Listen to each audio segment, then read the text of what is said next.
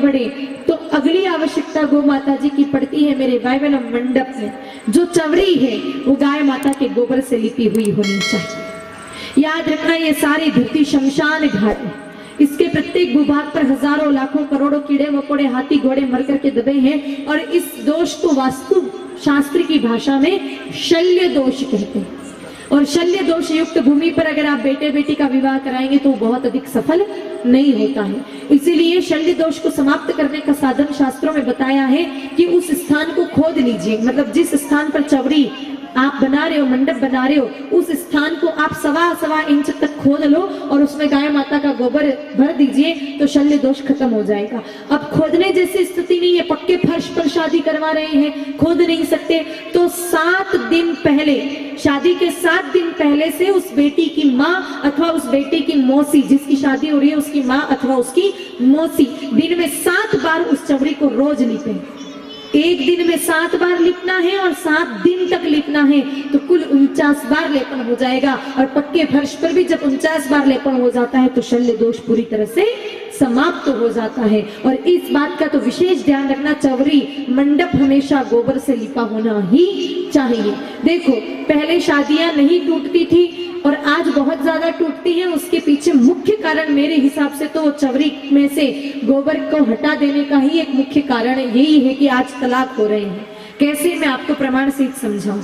देखिए हमारे हिंदुस्तान में 3 धर्म को मानने वाले लोग अधिक रहते हैं। वैसे तो बहुत सारे धर्मों को मानने वाले लोग रहते हैं, लेकिन हिंदू, मुस्लिम और ईसाई, ये 3 लोग प्रमुख हैं और इन तीनों की ही 3 प्रमुख भाषाएं हैं। हिंदू हिंदी बोलते हैं, मुस्लिम उर्दू भाषा का प्रयोग करते हैं और ईसाई जो होते हैं वो अंग्रेजी भाषा का प्रयोग करते हैं। अब इन तीनों की आप मुझे एक बात बताइए, जब मुसलमानों में शादियां टूट जाती हैं, विवाह टूट जाता है, तो उसको एक शब्द में क्या कहते हैं? क्या हो गया? जोर से बोलिए। तलाक हो गया। तलाक उर्दू शब्द है, एक शब्द है और सिर्फ शादी टूटने के लिए इस्तेमाल करते हैं और कहीं पर भी नहीं करते। उसी तरह अगर ईसाइयों में शादी टूट जाए तो अंग्रेजी में क्या बोलते हैं? डाइवोर्स। मतलब ये भी 1 वर्ड है, एक शब्द है, सिर्फ शादी टूटने के लिए इस्तेमाल करते हैं। तो उर्दू में बोलते हैं तलाक, अंग्रेजी में बोलते हैं डाइवोर्स। वैसे हिंदी में अगर शादी हिंदुओं में टूट जाए तो हिंदी में क्या बोलेंगे? क्या हो गया? शादी टूट गई। ये तो 3 शब्द हो गए, एक शब्द बताओ। संबंध विच्छेद 2 शब्द है, हम एक शब्द की बात कर रहे हैं। और संबंध तो पिता पुत्र का भी विच्छेद हो सकता है, अपन तो सिर्फ विवाह की बात कर रहे हैं। संबंध तो किसी का भी विच्छेद हो, भाई भाई का संबंध विच्छेद तो भी संबंध विच्छेद ही कहलाएगा। पर्टिकुलर एक शब्द जैसे तलाक शादी टूटने पे इस्तेमाल करते हैं, और कोई भाई भाई में लड़ाई हो तो तलाक नहीं बोलते। डाइवोर्स सिर्फ शादी टूटने के लिए कहते हैं और कहीं उसका प्रयोग नहीं किया जाता। वैसे हिंदी में क्या शब्द है शादी टूटने का? एक शब्द बताओ। कितना ही माथा लगा लो लेकिन आपको शब्द मिलेगा नहीं, क्योंकि है ही नहीं तो मिलेगा कहां से? दुनिया के किसी भी शब्दकोश में, हिंदी शब्दकोश में मेरे भाई बहनों, शादी टूटने का कोई शब्द बना ही नहीं है। क्यों नहीं बना? क्योंकि पहले हिंदुओं में शादियां टूटती ही नहीं थी।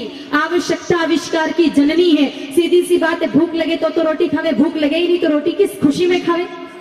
तो बस उसी तरह शादी टूटे तो शब्द बनता, शादी टूटती नहीं थी तो इसलिए शब्द बना ही नहीं।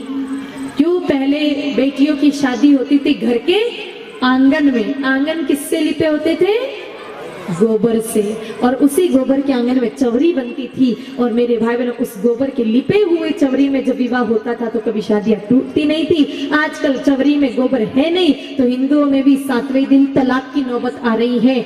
तो इसीलिए अगर ऐसी नौबत नहीं आना देना चाहो तो चवरी में गाय माता के गोबर का लेपन अवश्य करना।